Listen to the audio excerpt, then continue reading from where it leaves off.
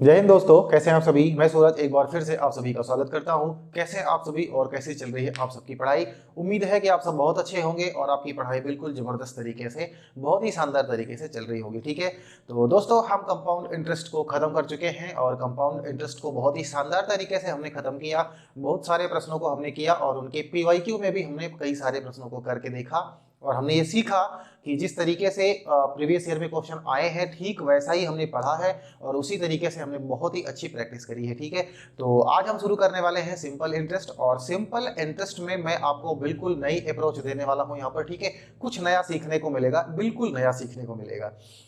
Simple interest में बहुत सी कुछ बेसिक चीज़ें ही होती हैं क्योंकि कंपाउंड इंटरेस्ट में चीज़ें जो हैं वो कंपाउंड होती हैं और यहाँ पर चीज़ें कंपाउंड नहीं होती हैं। तो उसके कंपेयर में अगर देखा जाए तो हमें कह सकते हैं कि थोड़ी सी चीज़ें आसान है। तो यहाँ भी हम लोग क्या करने वाले हैं, वही टाइप वाइज चलने वाले हैं कि किस तरीके के प्रश्न यहाँ पर पूछे जाते हैं और फिर वही करेंगे कि जैसे प्रीवियस ईयर में हमारे क्वेश्चंस पूछे गए हैं उसी के हिसाब से पहले हम अपने क्वेश्चंस की प्रैक्टिस करेंगे और उसके बाद में पीवाईक्यू को हम यहाँ भी करने वाले हैं। ठीक है, देखेंगे कि कैसे यहाँ पर पीवाईक्यू होते हैं। ठीक है, तो क्लियर है। तो चलिए फिर शुरू करते हैं आज की क्लास को। शुरू करने से पहले दोस्तों अगर आप हमारे चैनल पे नए हैं तो प्लीज चैनल को सब्सक्राइब जरूर कर लीजिएगा। ठीक है, लाइक वाले बटन को क्लिक कर दीजिएगा और शेयर कर दीजिए सब बच्चों के पास में।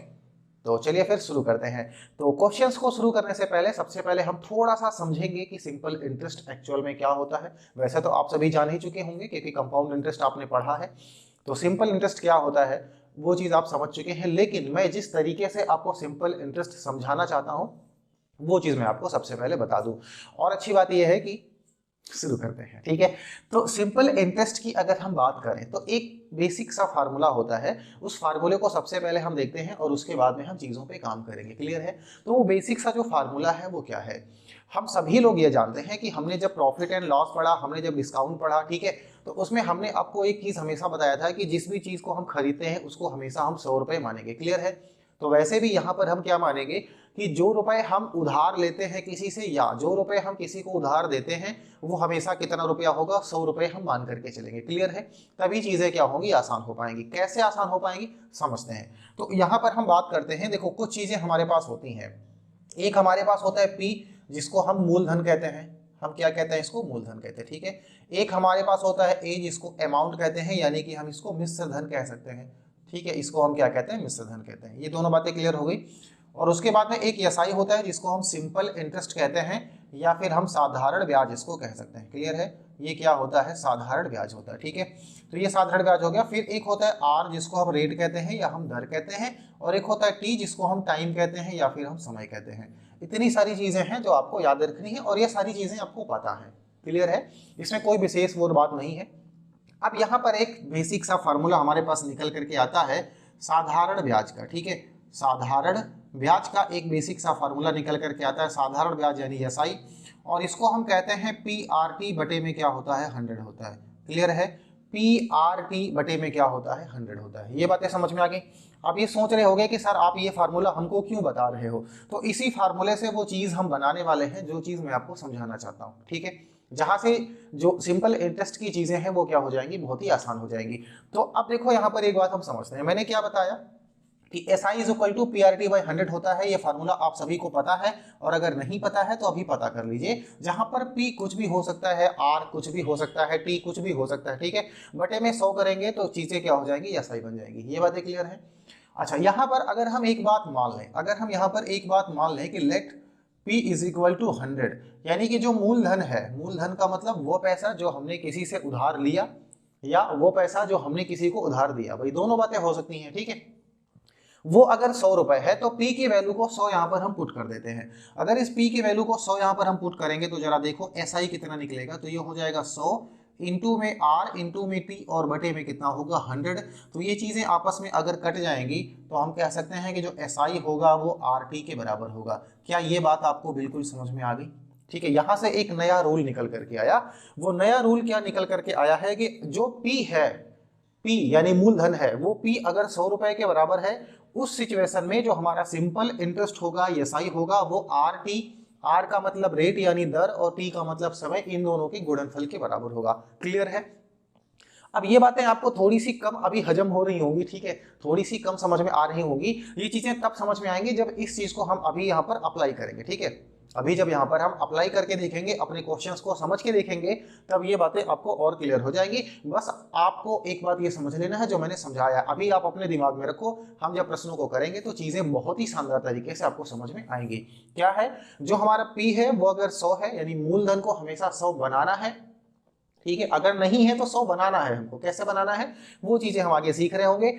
उस सिचुएशन में जो हमारा सिंपल इंटरेस्ट है वो RT के इक्वल होता है। बातें समझ में यहां तक आ गई हैं।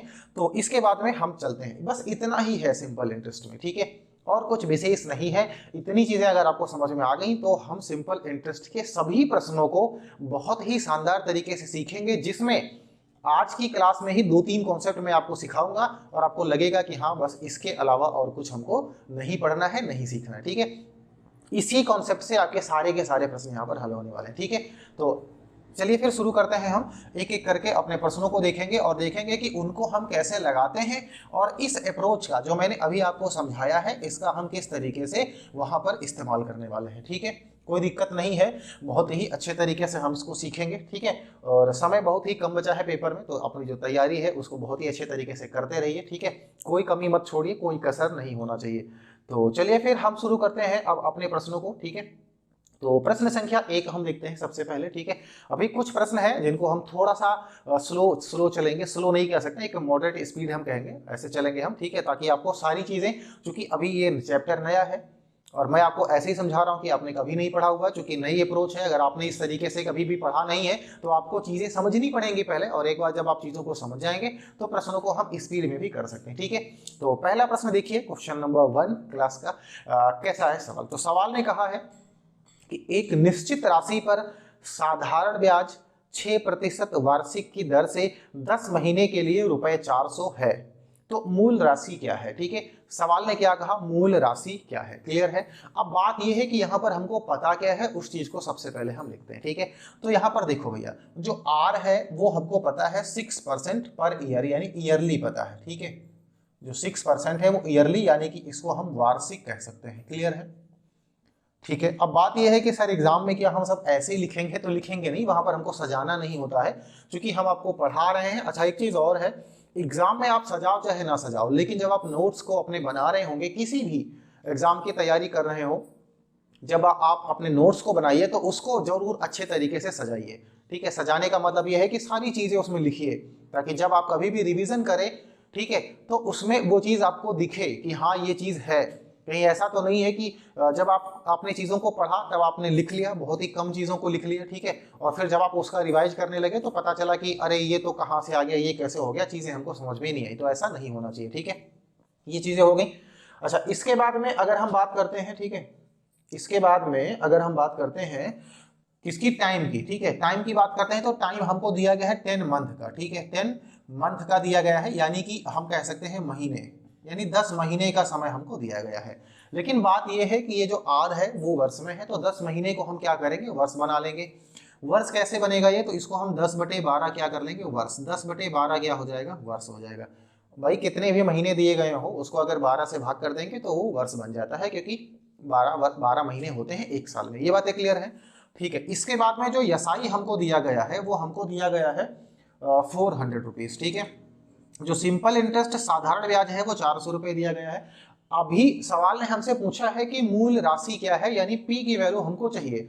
अब हमने क्या माना, P 100 है, हमने क्या माना, P क्या है, 100 है, तो वो बात तो हमने मान लिया, ठीक है। पहला क्वेश्चन है इसलिए हम आपको बहुत ही बेहतरीन तरीके से समझाते हैं। लेट P इज 100, तो P अगर 100 है, उस सिचुएशन में जो RT होता है यही तो SI होता है। अभी हमने सीखा था, अभी हमने आपको बताया है कि जब P 100 के बराबर है उस समय जो हमारा RT है वही SI के बराबर है। तो RT कितना है, देखो R हमारे पास है 6, और अगर हम बात करें T की तो ये है 10/12। T कितना है, 10/12, और ये किसके बराबर है, 400 के बराबर है। इसको हम हल करते हैं तो 6 6 दूनी 12, 2 से इसको काटो 5। तो अब यहाँ से चीजें क्या निकल करके आई, यहाँ से चीजें निकल करके आई कि जो 5 है वो 400 के बराबर है। तो सोचो एक किसके बराबर हो जाएगा, 5 8 40 80 के। अब अगर एक 80 के बराबर है तो हमसे सवाल ने पूछा है मूल राशि, यानी मूलधन क्या है, और मूलधन तो 100 है ना। तो जो 100 की अगर हम वैल्यू निकालें तो 2 जीरो इधर चिपका दो, 2 जीरो इधर भी चिपक जाएगा तो चीजें क्या हो जाएंगी 8,000। भाई 80 तो था ही, 2 जीरो हमने ये वाले चिपका दिए, 8,000 रुपए हो जाएगा। अगर हम बात करें ऑप्शन की तो पहले क्वेश्चन का ऑप्शन ए बिल्कुल सही हो जाएगा। ठीक है, अब मुझे बताओ कि इस प्रश्न में ऐसी कौन सी चीज है जो आपको कम समझ में आई है। ठीक है, मुझे लग रहा है कि सारी चीजें बहुत ही अच्छे तरीके से क्लियर हो गई होंगी, कोई दिक्कत नहीं होगी। ठीक है, बिल्कुल बेसिक सा सवाल था, इसमें कुछ नहीं था, लेकिन यहाँ पर क्या था, आपको ये कॉन्सेप्ट सीखना था। जिस तरीके से मैंने आपको समझाया है वो चीजें यहाँ पर क्या करनी थी, आपको सीखनी थी। तो ये R T is equal to S I चीजें जो है ये आपको समझ में आ गया होगा। ठीक है, तो इसी के साथ में हम देखेंगे अपने अगले प्रश्न को, और वहां पर भी इसी कॉन्सेप्ट पे बेस्ड, ठीक है, इसी कॉन्सेप्ट पे बेस्ड होगा, और वहां पर हम चीजों को कर रहे होंगे और देखते हैं कि इस चीज को हम और अच्छे तरीके से कैसे क्लियरिफाई कर पाते हैं। तो सवाल ने कहा है, सवाल नंबर 2 में देखिए क्या है, सवाल कह रहा है कि 3 वर्ष के लिए रुपए 15,000 पर साधारण ब्याज रुपए 3,600 है, तो इसकी दर ज्ञात करनी है। क्या ज्ञात करनी है हमको, इसकी दर ज्ञात करनी है। कैसे ज्ञात करते हैं समझते हैं। देखो भाई, हमारे पास यहाँ पर P दिया गया है हमको, ठीक है, और यहाँ पर हमको उसका सिंपल इंटरेस्ट दिया गया है। तो इनको सबसे पहले हम लिखते हैं, क्लियर है। ये हमारे पास 15,000 दिया गया है, ये 15,000 दिया गया है, और यहां पर हमको दिया गया है 3,600। कितना दिया गया है, 3,600। ये बातें समझ में आ गई। हमें हमेशा एक ही काम करना है कि जो P है उसको 100 बनाना है। P 100 तभी बनेगा जब यहाँ पर 15 सबसे पहले खत्म होगा। इसको पहले पहले एक काम करो, 15 से इसको डिवाइड कर दो। तो ये 15 से जब इसको डिवाइड कर देंगे तो यहाँ पर आ जाएगा 1,000। फिर 15 से इसको डिवाइड कर दो तो कितना हो जाएगा, देखो 15 दूना 30, ठीक है, 6 और 60, 15 चौको 60। फिर जीरो से ये जीरो कट जाएगा तो इधर हो जाएगा 100, और इधर कितना हो जाएगा 24। यानी 100 रुपए अगर हमारा P है तो 24 रुपए हमारा ब्याज बन रहा है। ठीक है, लेकिन 24 रुपए जो ब्याज बन रहा है वो कितने सालों पे बन रहा है, 3 सालों पे। या सिंपल सी बात है, एक काम और कर सकते हैं, जब हमारा P 100 है, जब हमारा जो P है, जो प्रिंसिपल वैल्यू है वो अगर 100 रुपए है, उस सिचुएशन में जो यसाई होता है वो आर टी के बराबर होता है कि नहीं होता है, सही बताना। ठीक है, अपने कॉन्सेप्ट पे जो रूल है उसी पे बिल्कुल काम करते हैं। तो जो यसाई होता है, सिंपल इंटरेस्ट होता है, वो आर टी के बराबर होता है। ठीक है, आर हमें पता है नहीं, टी हमें दिया गया है 3 वर्ष, तो यसाई कितना है 24। ठीक है, तो सोचो आर कितना हो जाएगा, आर हो जाएगा 24/3। इसको हल करोगे तो कितना आएगा 8%। तो 8% जो है ये हमारा बिल्कुल सही आंसर हो जाएगा। अगर हम बात करें ऑप्शन की तो सी ऑप्शन यहाँ पर हमको दिख रहा है। ये चीजें बिल्कुल क्या होंगी, आपकी क्लियर हो जाएंगी। ठीक है, अब बात यह है कि सर एग्जाम में क्या हमको ये चीज करने की जरूरत है, बिल्कुल जरूरत नहीं है। आपके पास 24 है, इसको यही 3 से आप डिवाइड करते तो आपका 8 आंसर आ जाता। लेकिन जो ये वाला रूल है ना, इस रूल को अभी आपको समझना है पहले। तो अभी क्या है, लिख लिख करके हम इस रूल को पहले समझ लेंगे। जब ये रूल हमारे दिमाग में बिल्कुल घुस जाएगा, बिल्कुल अच्छे तरीके से फील हो जाएगा, उसके बाद में आप इसको लिखो या ना लिखो कोई दिक्कत की बात नहीं है। तो चीजें क्या है आपको बहुत ही बढ़िया तरीके से समझ में आएंगी। ठीक है, तो उम्मीद है कि ये वाला सवाल भी आपको बहुत ही अच्छे तरीके से समझ में आ गया होगा। तो चलिए फिर हम देखते हैं अपने अगले सवाल को। देखिए कितने भी मतलब कितने अच्छे तरीके से ये सारे के सारे सवाल आपको समझ में आ रहे हैं। ठीक है, तो प्रश्न संख्या 3 देखते हैं और देखते हैं कि इसको हम कैसे लगाएंगे। तो सवाल नंबर 3 देखिए क्या कह रहा है। सवाल ने कहा है कि रुपए 7,200 पर 9 महीने के लिए 50/3% की वार्षिक दर पर साधारण ब्याज ज्ञात करो। कोई दिक्कत है नहीं है। यहाँ पर जो बात हम करते हैं कि P की, यानी मूलधन जो हमें दिया गया है वो कितना दिया गया है, 7200 रुपए। ठीक है, हम हमेशा मानते हैं कि ये 100 होगा। तो अगर 100 यूनिट बराबर है 7200 के, तो सोचो 1 यूनिट किसके बराबर होगा, तो 72 के बराबर होगा। क्या ये बातें आपको समझ में आ गई। अगर 100, भाई मूलधन जो भी होगा, मैंने क्या बताया था कि उसको हमेशा क्या बनाना है, 100 बनाना है। तो मूलधन कितना था 7,200 सवाल के हिसाब से, मेरे हिसाब से वो 100 था। अगर मेरे हिसाब से 100 है, सवाल ने कहा नहीं 7200 है, तो 100 किसके बराबर हो गया, 7,200 7200 के, तो 1 किसके बराबर होगा, 72 के। 1 अगर हो गया 72 के, तो ये बातें हमको याद रखनी। ठीक है, अब सवाल ने क्या कहा है कि उसका साधारण ब्याज ज्ञात करो। ठीक है, तो साधारण ब्याज जो यसाई होता है, ये होता क्या है, दरअसल यसाई RT होता है। ठीक है, यसाई क्या होता है, RT होता है। और सवाल में आपको दिख रहा होगा कि जो R है वो 50/3 है। R कितना है, 50/3 है, क्लियर है। और जो T है वो 9 महीना है। तो इसको वर्ष बनाने के लिए 12 से डिवाइड करेंगे हम। वर्ष बनाने के लिए क्या करेंगे, इसको हम 12 से डिवाइड करेंगे। क्लियर है चीजें। अच्छा, तो अब देखो 3 एकम 3 और 3 तिरिका 9, ये कट जाएगा। ठीक है, फिर 3 एकम 3 और 3 चौके कितना हो जाएगा, 12। चीजें क्लियर हो गई। इसको काट दो फिर, तो ये 25 भाई ये 2 दूनी 4 और 2 25, तो यानी कि कितना हो जाएगा 25/2। क्लियर है, कितना हो जाएगा, यसाई हमारे पास कितना आ गया 25/2। इतना यूनिट आया, लेकिन एक किसके बराबर है 72 के, तो 25/2 किसके बराबर हो जाएगा, इसको गुणा कर देंगे हम 72 से। ठीक है, गुणा कर देंगे, नीचे लिखेंगे तो आपको लगेगा कि बटे में ही लिख रहे हैं, इसको 72 से गुणा कर देंगे तो 2 से इसको काट दो, कितना आएगा 36, और इस 25 को अगर हम 36 से गुणा करा देते हैं तो देखो कितना आएगा। ठीक है, 36 पंचे कितना होता है 180, और कैरी कितना करेंगे 18, 36 दूना 72 और 8 80 और 10 कितना हो जाएगा 90, तो 900 रुपए हमारा क्या हो जाएगा, सिंपल इंटरेस्ट साधारण ब्याज हो जाएगा। अगर हम बात करेंगे अपने ऑप्शन की तो सी वाला ऑप्शन हमको देखने को मिलेगा, यानी सी ऑप्शन इस प्रश्न का बिल्कुल सही जवाब होगा। ठीक है, तो समझ में आ गई चीजें, कोई दिक्कत नहीं है। यहाँ पर ये देखो कितना आसान हो गया, बहुत ही सिंपल वे में हमने इसको कर लिया। ठीक है, तो अब जो ये वाला कॉन्सेप्ट है, ये वाला जो मेथड है, ये तरीका है, वो आपको बहुत ही अच्छे तरीके से समझ में आ रहा होगा। ठीक है, तो फिर चलते हैं हम अपने अगले प्रश्न की तरफ और देखते हैं कि इसको आप कैसे लगाओगे। ठीक है, हर प्रश्न में एक नई चीज है, आपको भले दिखे या ना दिखे, लेकिन हर प्रश्न में वो एक नई चीज को पूछ रहा है और हम एक नई चीज को बता रहे हैं। अगला प्रश्न देखिए, प्रश्न संख्या 4, और यहाँ भी क्या है, उसने एक नई चीज को पूछा है।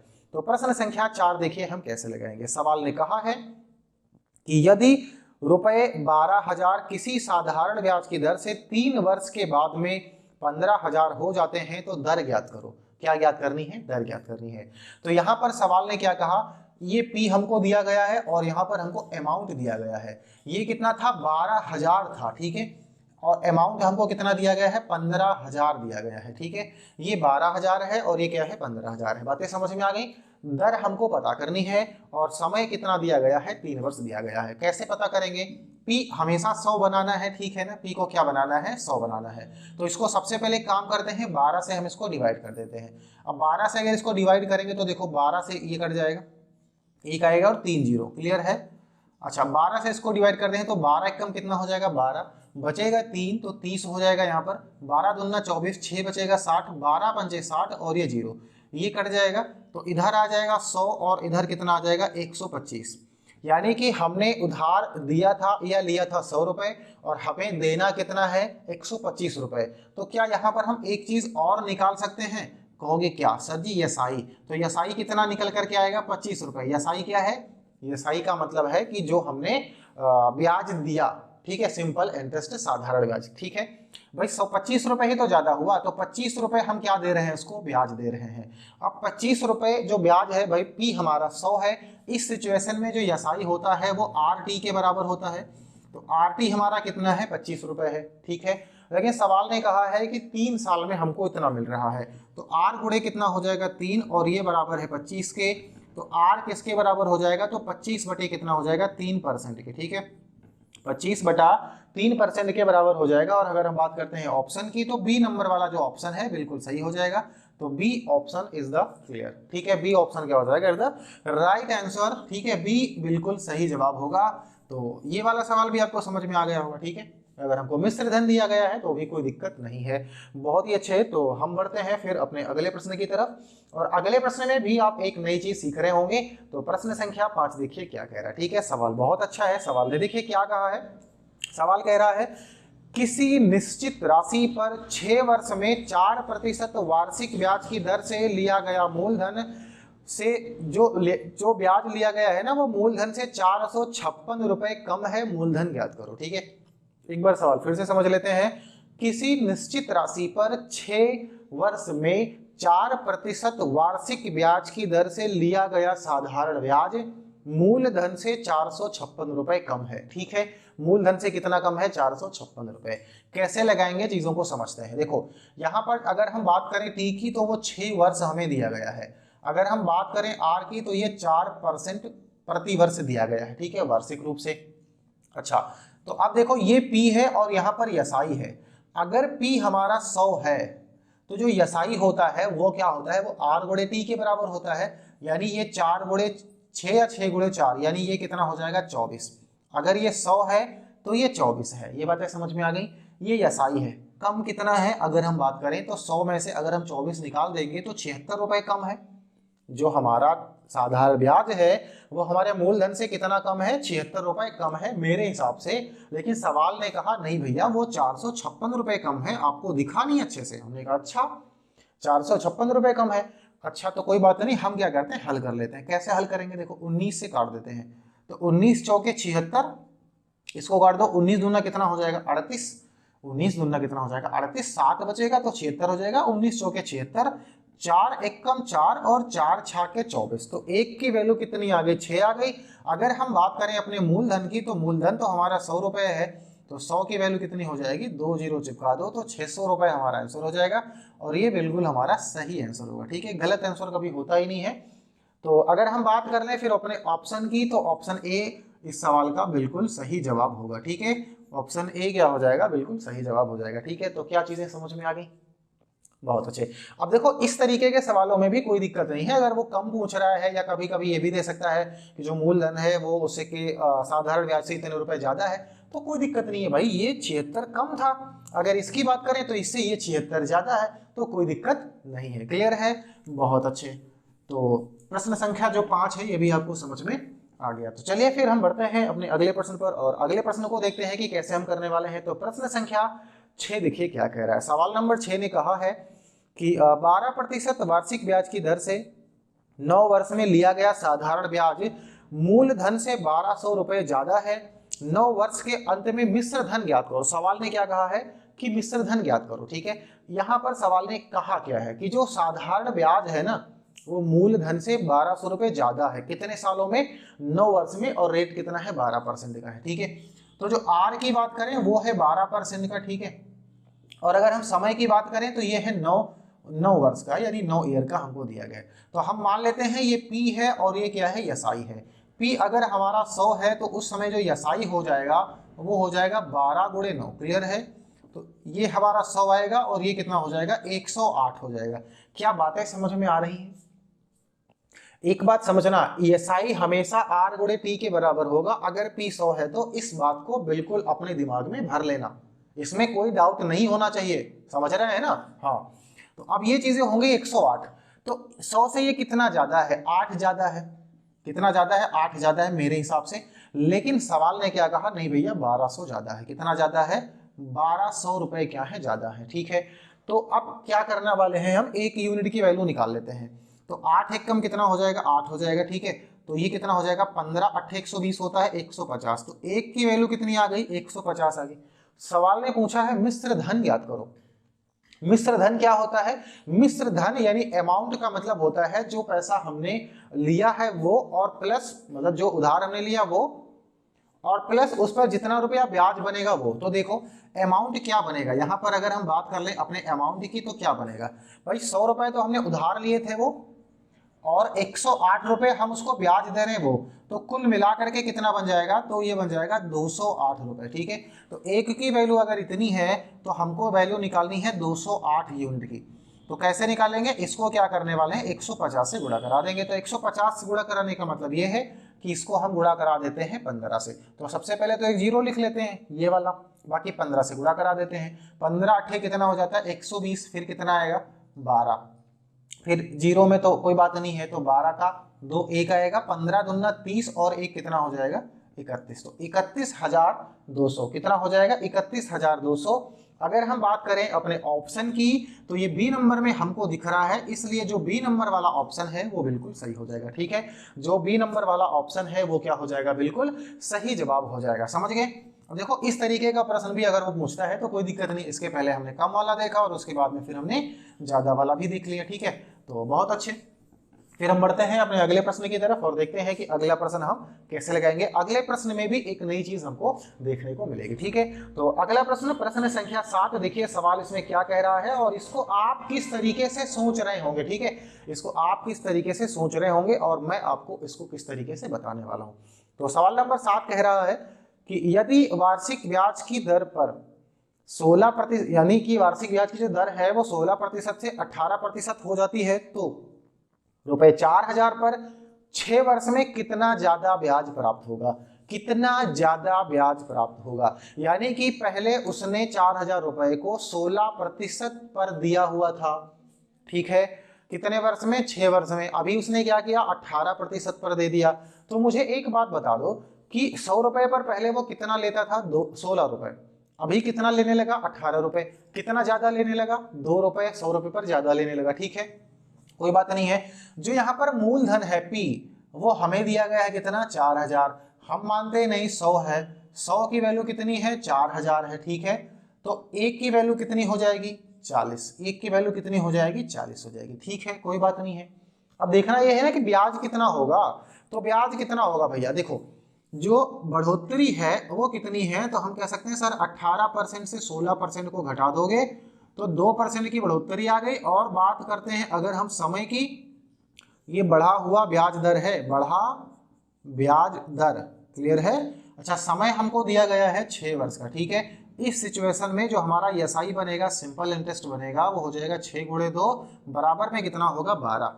ये 12 यूनिट है, लेकिन एक किसके बराबर है? 40 के। तो 12 की वैल्यू कितनी हो जाएगी? अगर इसको हम गुणा करा दें 40 से, तो 12 चौके कितना होता है? 48। एक जीरो चिपका दो, 480 रुपए। तो हमें कह सकते हैं कि 480 रुपए उसको ज्यादा मिलेगा। ठीक है, बात करें ऑप्शन की तो ए नंबर बिल्कुल सही हो जाएगा। ठीक है, बात करें अगर ऑप्शन की तो ए नंबर क्या हो जाएगा? इसका बिल्कुल सही जवाब हो जाएगा। ठीक है, चीजें समझ में आ गई, बहुत अच्छे।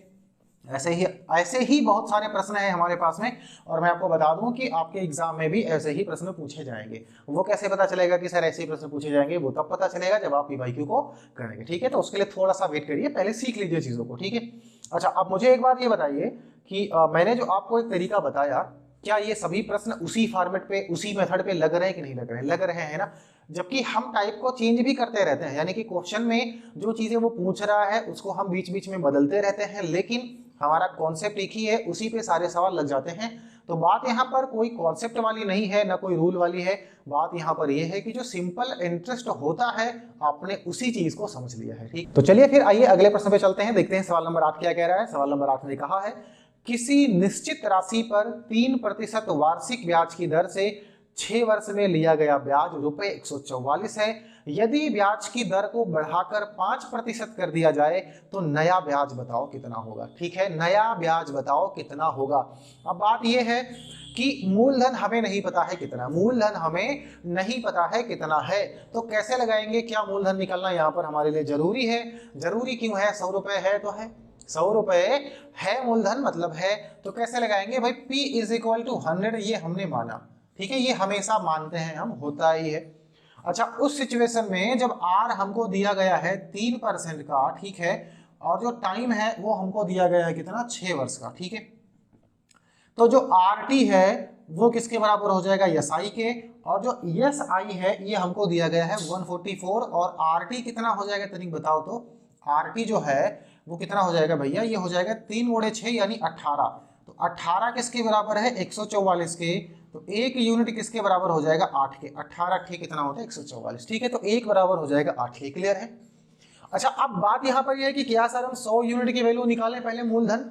क्या फायदा, क्या जरूरत है हमको? सवाल ने आगे कहा क्या है? सवाल ने ये कहा है कि यदि ब्याज की दर को बढ़ाकर 5% कर दिया जाए, यानी अब क्या होगा? अब जो R है वो 5% हो जाएगा। ठीक है, अच्छा, जो समय है वो अभी भी उतना ही रहेगा, 3 वर्ष। तो यहाँ पर जो SI होगा वो कितना होगा? SI RT के बराबर होगा। R कितना है? 5, और T कितना है? 3। तो ये 5 किया कितना हो जाएगा? 15 होगा। 15 की नहीं होगा भाई? जो R है, R कितना हो गया हमारे पास? 5 हो गया। अच्छा, समय हमको 6 वर्ष का दिया गया है ना, समय कितना दिया गया है? 6 वर्ष का हमको दिया गया है। तो 5 छक्का कितना हो जाएगा यहाँ पर? 30। 5 छक्का कितना हो जाएगा? 30। तो ये तो 30 आ गया मेरे हिसाब से, लेकिन यहाँ पर एक यूनिट की वैल्यू कितनी है? 8। तो इस 30 की वैल्यू भी तो हमको निकालनी पड़ेगी, इसलिए इसको क्या करेंगे? गुणा 8 से करा देंगे। तो तीनों अठे कितना हो जाएगा? 24 यानी 240। तो हमें कह सकते हैं कि यदि ब्याज की दर को बढ़ा करके 3 से 5 कर दिया जाए तो जो बढ़ा हुआ ब्याज, यानी कि जो बाद में ब्याज बनेगा कुल मिलाकर के, वो कितना मिलेगा? 240 रुपए। अगर हम बात करें इसके ऑप्शन की तो बी नंबर पे हमको देखने को मिलेगा, इसलिए ऑप्शन बी इस सवाल का बिल्कुल सही जवाब हो जाएगा। ठीक है, तो 8वां प्रश्न आपको समझ में आ गया, बहुत ही शानदार, कोई दिक्कत इसमें नहीं है। मूलधन की तो हमको जरूरत ही नहीं पड़ी, जरूरत पड़ी ऐसा नहीं है, लेकिन इसलिए हमको यहाँ पर लिखना नहीं पड़ेगा क्योंकि मूलधन हमेशा 100 रुपए था। तो 100 पे मान करके हमने क्या कर लिया? दोनों को खत्म कर लिया। और इसीलिए मैंने स्टार्ट में आपको 100 रुपए बताया था कि 100 ही आपको क्या करना है, मानना है। ठीक है, तो इसी के बाद में हम चलेंगे अपने अगले प्रश्न पर, और अगले प्रश्न में भी आपको एक नई चीज देखने को मिलेगी। तो देखते हैं कि आप इस प्रश्न को कैसे कर रहे होंगे।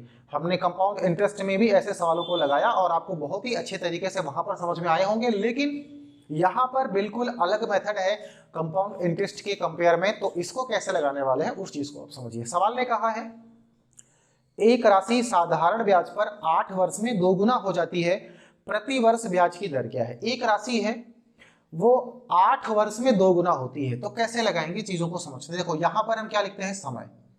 यहां पर हम क्या लिखते हैं, समय लिखते हैं। ये हमारा पी है, ये हमारा अमाउंट है, और ये हमारा क्या है, ब्याज है। तो समय कितना है, समय की बात करें तो ये 8 वर्ष है। हम मान लेते हैं पी 100 था, तो उसने क्या कहा 2 गुना हो जाती है, यानी 200 हो जाता है। इस सिचुएशन में जो ब्याज बनेगा वो कितना बनेगा, 100 रुपए। आप कहोगे सर जी ये कैसे हो गया। देखो भाई 100 रुपए हमने दिए थे किसी को, या हमने किसी से लिया था, फिर 8 साल के बाद में हम उसको 200 रुपए दे रहे हैं कुल। तो 100 रुपए तो उसका दे रहे हैं जो हमने लिया था, और 100 हम उसको वो दे रहे हैं जो हमारा ब्याज बना। तो 8 साल में ब्याज कितना मिला हमको, 100 रुपए मिला कि नहीं मिला। 8 साल में हमको ब्याज कितना मिला, 100 रुपए मिला। ठीक है, ये तो 100 ही है। अपने मेथड पे ही हम काम कर लेते हैं। तो आर टी बराबर ही तो एस आई होता है। तो आर हमको नहीं पता है, टी हमको 8 दिया गया है, और एस आई कितना है, 100। तो सोचो आर कितना हो जाएगा, आर हो जाएगा 100/8। इसको हल कर लेते हैं तो कितना आएगा, कितना आएगा, 8 एकम 8 हो जाएगा ना, 2 20 बच जाएगा, 8 दूनी 16, 4 8 पंजे 40, 12.5%। ठीक है, कितना हो जाएगा ये, 12.5%, 12.5%। अगर ऑप्शन की बात करें तो बी नंबर पे हमको देखने को मिलेगा, इसलिए ऑप्शन बी इस प्रश्न का बिल्कुल सही जवाब हो जाएगा। ठीक है, क्या कोई दिक्कत इसमें है, नहीं है, चीजें आपको क्लियर हो पाई, बहुत अच्छे। ठीक है, चीजें क्या है, समझ में आ गई। और इसी के जैसा अगला सवाल हम देखेंगे, और अगले सवाल में बिल्कुल ऐसा ही है, कोई दिक्कत नहीं है, लेकिन कुछ चीजें थोड़ा सा अलग पूछा है इसे। तो हम देखते हैं कि अगला सवाल क्या है और वो कैसे लगने वाला। ठीक है, तो देखिए प्रश्न संख्या 10 क्या कह रहा है। तो सवाल नंबर 10 ने कहा है साधारण ब्याज के किसी निश्चित दर से निश्चित राशि 12 वर्ष में तिगुनी हो जाती है। ना हमें दर दिया गया है, ठीक है, तिगुनी हो जाती है, ये बात हमको पता है। 24 वर्ष में यह राशि कितनी गुनी हो जाएगी, क्लियर है। तो कैसे लगाएंगे देखते हैं। यहाँ पर देखो सवाल ने क्या कहा, वही काम करने वाले, यहाँ पर समय लिखेंगे हम। ठीक है, यहाँ पर समय लिख लिया, और समय के बाद में यहाँ पर हम क्या लिखेंगे, अपना पी प्रिंसिपल हो जाएगा, यहाँ पर हमारा अमाउंट हो जाएगा, और यहाँ पर हमारा क्या हो जाएगा, एसआई यानी कि सिंपल इंटरेस्ट। क्लियर है। अच्छा, समय कितना है, समय 12 वर्ष का है। सवाल ने कहा है कि 12 वर्ष में यह राशि तिगुनी हो जाती है। तो हम कह सकते हैं कि जो 100 रुपए की चीज थी वो 300 हो जाएगी। तिगुनी होने का मतलब 300 हो जाएगी। तो 100 रुपए उधार लिया, दे रहे हैं 300, यानी ब्याज हमने कितना दिया होगा, 200 रुपए।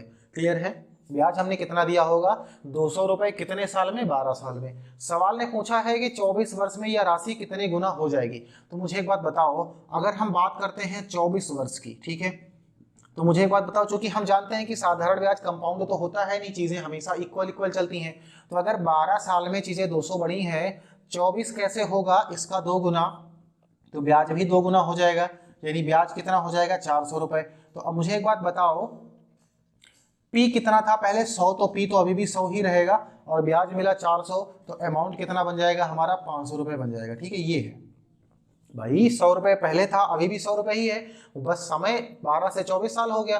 12 साल में 200 रुपए ब्याज, तो 24 साल में 400 रुपए ब्याज, सीधे डबल हो गया। 400 रुपए ब्याज का, 100 रुपए हमने उधार लिया था वो, तो अब चीजों को कितना देना होगा, 500। तो अगर बात करें गुना की, तो 100 का ही कितना गुना हो गया भैया, 5 गुना हो गया ना। तो आंसर कितना आएगा, 5। अगर हम बात करें ऑप्शन की, तो ऑप्शन सी इस प्रश्न का बिल्कुल सही जवाब हो जाएगा। क्लियर है। तो ये 10 प्रश्न हैं जो हमने आज की क्लास में किए हुए हैं। ठीक है, तो आज की क्लास को हम यहीं पर समाप्त करेंगे। कैसे लगी आज की क्लास, कमेंट करके जरूर बताइएगा। ठीक है, आज की क्लास से ज्यादा शानदार तो बिल्कुल कोई भी क्लास हुई नहीं होगी, क्योंकि आज के सारे कॉन्सेप्ट आपको बहुत ही आसानी से समझ में आए होंगे। क्योंकि मैंने बहुत ही आराम से आपको पढ़ाया है, हर एक चीज को आपको समझाने की कोशिश करी है, और एक ही कॉन्सेप्ट से, एक ही तरीके से हमने कई प्रकार के प्रश्नों को आज किया हुआ है। ठीक है, कोई दिक्कत नहीं है। एक ही रूल था, SI is equal to RT if P, that means principal मूलधन बराबर कितना है, 100 के। तो ठीक है, तो बेहतरीन तरीके से आपको चीजें समझ में आ गई हैं। बहुत सारे अभी भी हमारे पास और भी बहुत सारे प्रश्न हैं जिनको हम करेंगे अगली क्लास में। तब तक के लिए मस्त रहिए, जबरदस्त रहिए, अपना ख्याल रखिए, अपने परिवार वालों का ख्याल रखिए। और अगर आप चैनल पे नए हैं तो इसको सब्सक्राइब कर लीजिएगा, लाइक करिएगा, शेयर करिएगा सभी बच्चों के पास में। जय हिंद।